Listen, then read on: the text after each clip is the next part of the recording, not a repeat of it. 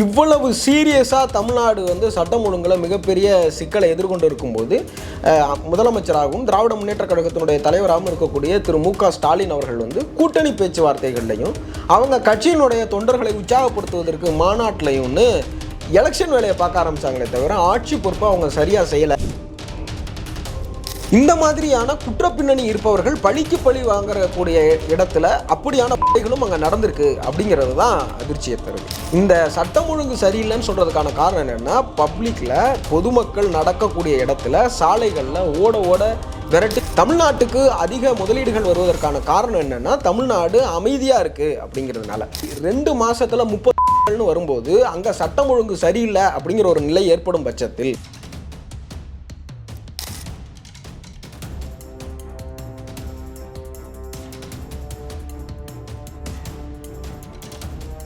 ஜாம்பவான் நேயர்கள் அனைவருக்கும் வணக்கம். நான் உங்கள் கார்த்திக் ராஜா. இன்றைக்கி நம்ம என்ன பார்க்க போகிறோம் அப்படின்னா, தொடர்ச்சியாக தமிழ்நாட்டில் அண்மையில் சட்டமன்ற தேர்தலுக்கான தேதி அறிவிச்சிருக்கிறாங்க. ஏப்ரல் மாதம் 23ஆம் தேதி தமிழ்நாட்டிற்கான சட்டமன்ற தேர்தல் வாக்குப்பதிவு நடக்கும் அப்படின்னும், மே மாதம் 4ஆம் தேதி அதற்கான ரிசல்ட் அறிவிப்பாங்க அப்படிங்கிற செய்தியும் நம்ம பார்த்துட்ருப்போம். அதன் அடிப்படையில் தமிழ்நாடு கடந்த 4.5 ஆண்டுகளில் 5 ஆண்டுகளில் எந்த மாதிரியான சிக்கல்களை எல்லாம் எதிர்கொண்டுச்சு அப்படிங்கிற சீரியஸை தொடர்ச்சியாக நம்ம ஜாம்பவான்லையும் பார்த்துட்ருக்கோம். கூர்ந்து கவனிக்க வேண்டிய சிக்கல்கள்லாம் என்ன அப்படிங்கிறதையும் இந்த தொகுப்பில் நம்ம பார்த்துக்கிட்டு இருக்கோம். அந்த விதத்தில் சமீபமாக இந்த 2026 பிப்ரவரி மார்ச்சில் மட்டும் நம்ம அனுதினமும் செய்தித்தாள்களில் பொதுவாகவே ஒரு நார்மலாக ஒரு விஷயம் சொல்லுவாங்க, இந்த ராசி பலன் இதெல்லாம் செய்தித்தாளில் கட்டாயமாக இடம்பெறும். ராசி பலனாக இருக்கட்டும், விளையாட்டு செய்திகளாக இருக்கட்டும், இதெல்லாம் என்ன ஆகும் அப்படின்னா, அந்த காலம் அதுக்குன்னே ஒதுக்கிடுவாங்க. அந்த காலத்தில் அந்த செய்தி கட்டாயமாக இருக்கும் அப்படிங்கிற மாதிரி. மற்ற நிகழ்வுகள்ங்கிறது அன்றாடம் என்ன நடக்குதோ அதற்கான அந்த காலங்கிறது மாறும். அப்படியாக அனுதினமும் நடக்கிற ஒரு சாதாரண செயல் அப்படிங்கிற மாதிரி தொடர்ச்சியாக இந்த 1.5-2 மாதத்தில் மட்டும் நம்ம செய்தித்தாள்களில் பெண்களுக்கு எதிரான குற்றச்செயல்கள் பார்க்குறோம், பாலியல் அத்துமீறல்கள் பார்க்குறோம், பாலியல் சீண்டல்கள் பார்க்குறோம், போக்சோ அதாவது குழந்தைகளுக்கு எதிரான பாலியல் ரீதியான சீண்டல்கள் அப்படிங்கிறத பார்க்குறோம். இது எல்லாமே ஒரு சாதாரண நிகழ்ச்சி போல் கடந்து போகிற செய்தியாகவே தொடர்ச்சியாக நம்ம பார்க்குற அளவுக்கான செய்தியாக தமிழ்நாட்டில் அரங்கேறிய ஒன்றும் இருக்குது. தொடர்ச்சியாக எதிர்க்கட்சிகள் எல்லாருமே தமிழ்நாடு அரசை நோக்கி சட்டம் ஒழுங்கு சரியில்லை அப்படிங்கிற ஒரு வாதத்தை முன்னெடுக்க ஆரம்பித்தாங்க. அதற்கான போராட்டங்களையும் எதிர்க்கட்சிகள் சார்பில் மாவட்ட தலைநகரங்கள் எல்லாம் எடுக்க ஆரம்பித்தாங்க.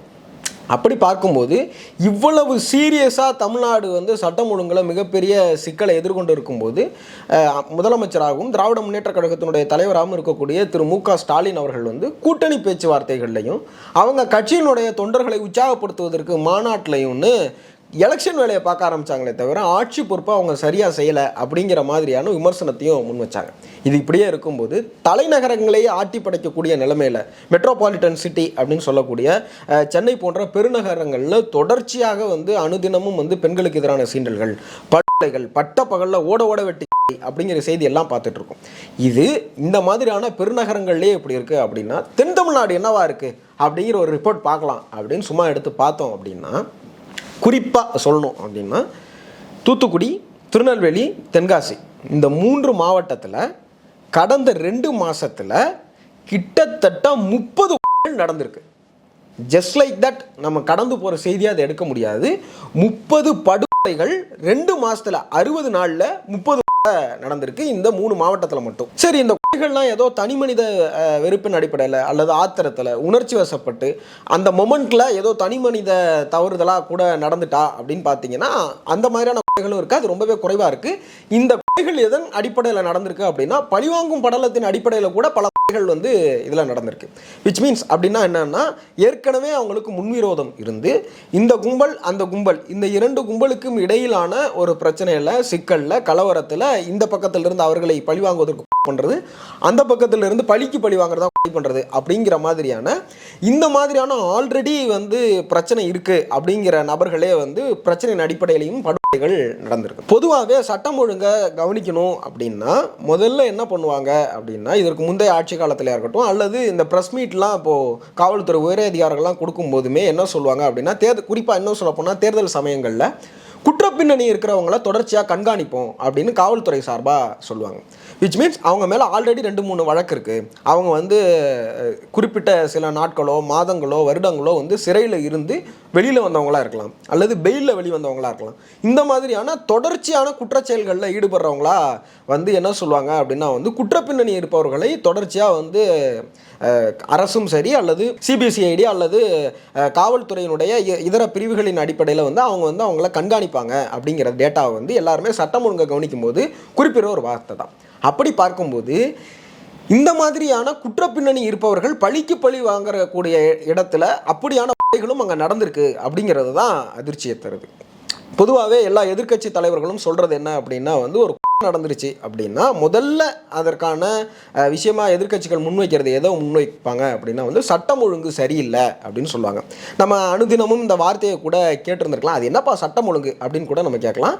காரணம் என்ன அப்படின்னா இந்த மாதிரியான தொடர் பின்னணியில் இருக்கிறவங்க அல்லது வந்து உளவுத்துறைக்கு வந்து இந்த மாதிரியான ஒரு சிக்கல் ஏற்பட போகுது, இல்லை முன்னாடியே இந்த மாதிரியான இந்த இடத்துல ஒரு சம்பவம் நடைபெறுவதற்கான அச்சுறுத்தல் இருக்குது, வாய்ப்பு இருக்குது அப்படின்னா அந்த குறிப்பிட்ட நபரை காவல்துறை வந்து முன்னாடியே இன்டிமேட் பண்ணுவாங்க. அப்படி இல்லைன்னா உயிருக்கு பாதுகாப்பு வழங்கக்கூடிய அந்த செயல்கள்லாம் நடக்கும். இது சில நேரங்களில் வந்து பப்ளிக்காக வெளியில் வந்து பப்ளிக் பிளாட்ஃபார்முக்கு வெளில வரும்.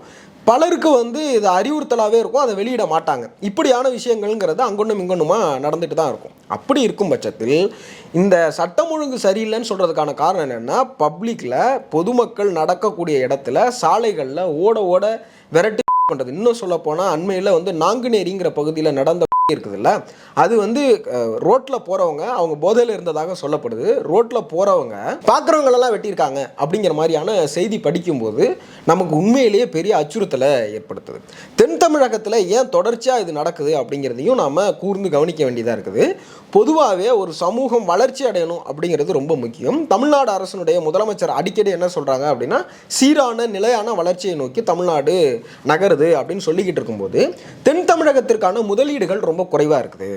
அங்கே நிலையான வேலைவாய்ப்பு வந்து உருவாக்கப்படலை.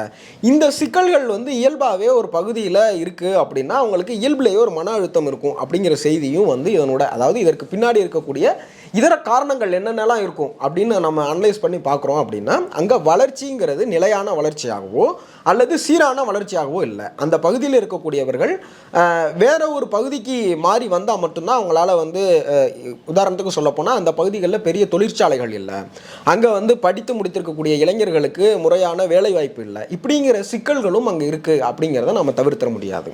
அப்போது இது ஏதோ ஒரே ஒரு புள்ளியில் மட்டுமே நம்ம கடந்து போகிற விஷயம் இல்லை. ஒரு பகுதியில் ஒரு முதலீடு செய்யணும் அப்படின்னா ஏன் முதலீடு வந்து தமிழ்நாட்டுக்கு அதிகமாக வருது அப்படிங்கிற ஒரு கேள்வியை முன் வச்சோம் அப்படின்னா கடந்த 75 வருடங்களில் இங்கே நிலம் இருக்குது, அதுக்கான இடவசதி இருக்குது, தண்ணீர் வசதி இருக்குது அப்படிங்கிறது எல்லாத்தையுமே தாண்டி தமிழ்நாட்டுக்கு அதிக முதலீடுகள் வருவதற்கான காரணம் என்னென்னா தமிழ்நாடு அமைதியாக இருக்குது அப்படிங்கிறதுனால. அதாவது இந்த பகுதியில் வந்து கலவரம் ஏற்படாது, இந்த பகுதியில் சட்டம் ஒழுங்கு பிரச்சனை இல்லை அப்படின்னா மட்டும்தான் முதலீட்டாளர்கள் அந்த பகுதியில் இன்வெஸ்ட் பண்ணுறதுக்கு தயாராக இருப்பாங்க. அப்போது தொடர்ச்சியாக இந்த மாதிரி 2 மாதத்தில் 30 வரும்போது அங்கே சட்டம் ஒழுங்கு சரியில்லை அப்படிங்கிற ஒரு நிலை ஏற்படும் பட்சத்தில், அங்கே பதட்டமான சூழல் நிலவுது அப்படின்னு தெரிய வரும் பட்சத்தில், சட்டம் ஒழுங்கு சீர்கேடு இருக்குது தெரிய வரும் பட்சத்தில் அந்த இடத்துல இன்வெஸ்ட் பண்ணுறதுக்கான தயக்கத்தை எல்லா தொழிலதிபர்களுமே காட்டுவதற்கான வாய்ப்பு இருக்குது. அப்போது இது ஏதோ ஒரு புள்ளியில் சட்டம் ஒழுங்கு பிரச்சனை மட்டும்தான் அப்படின்னு நம்ம கடந்து போகிறதுக்கான இதுவும் கிடையாது. இது ரொம்ப தீவிரமாக கவனிக்கப்பட வேண்டிய ஒன்று. தாமிரபரணி பகுதி வந்து ரொம்ப அமைதியான இயற்கை எழில் கொஞ்சக்கூடிய பகுதியாக இருந்தது. இப்போது அந்த பகுதி வந்து ரொம்பவே பதட்டத்திற்குள்ளான பகுதியாக மெல்ல மெல்ல மாறிட்டு வருது அப்படின்னு அங்கே இருக்கிறவர்கள்லாம் தகவல்கள் சொல்கிறாங்க. ஏன்னா திடீர்னு இப்போ தான்ப்பா அந்த தெருவில் நடந்துச்சு, அப்பா ஒரு 4வது தெருவில் 3வது வீட்டில் ஒருத்தர் அப்படிங்கிற மாதிரி அதை வந்து ஒரு பதட்டத்தோடையும் அச்சத்தோடையுமே அந்த பகுதி மக்கள் இருப்பதற்கான வாய்ப்புகளை அங்கே உருவாக்கியிருக்கு அப்படின்னு வந்து அங்கே இருக்கக்கூடிய கள நிலவரங்கள் நமக்கு தொடர்ச்சியாக சொல்லிகிட்டே வருது அப்படின்னே சொல்லலாம். சட்டம் ஒழுங்கு பிரச்சனை அப்படிங்கிறது ஒரு அரசினுடைய தலையாய கடமை. கூட்டணி பேச்சுவார்த்தைகள், எலெக்ஷன் ஒர்க்கு, இது எல்லாத்தையும் தாண்டி முதலமைச்சர் அவர்கள் ரொம்ப முக்கியமாக தீவிரமாக கவனிக்கப்பட வேண்டிய விஷயம் அப்படின்றது என்னவா இருந்திருக்கணும் அப்படின்னா சட்டம் ஒழுங்கு பிரச்சனையாக தான் இருந்திருக்கணும் அப்படிங்கிற வாதங்களையும் பிரதிவாதங்களையும் சமூக வலைதளங்கள்லையும் எதிர்க்கட்சியினராக இருக்கட்டும் அல்லது பொதுமக்களும் இந்த கருத்துக்களை எல்லாம் தெரிவிச்சிட்டு இருக்கிறாங்க. கிட்டத்தட்ட 2 மாதத்தில் 30 அப்படிங்கிறது நம்ம கொஞ்சம் யோசித்து யாருக்கு வாக்கு செலுத்த போகிறோம் அப்படிங்கிறத யோசித்து தான் நீங்கள் வாக்கு செலுத்தணும் அப்படிங்கிற மாதிரியான தேர்தல் பிரச்சாரங்களையுமே கூட அந்த பகுதிகளில் தென் தமிழகத்தில் வந்து எதிர்க்கட்சியினர்கள் முன்வைக்கிறாங்க. இந்த பிரச்சனை மிகப்பெரிய பிரச்சனையாக விஸ்வரூபம் எடுத்திருக்கு அப்படின்னே சொல்லலாம். தொடர்ச்சியாக இது போன்ற நிகழ்வுகளை நாம் அடுத்தடுத்து பேசுவோம். நன்றி, வணக்கம்.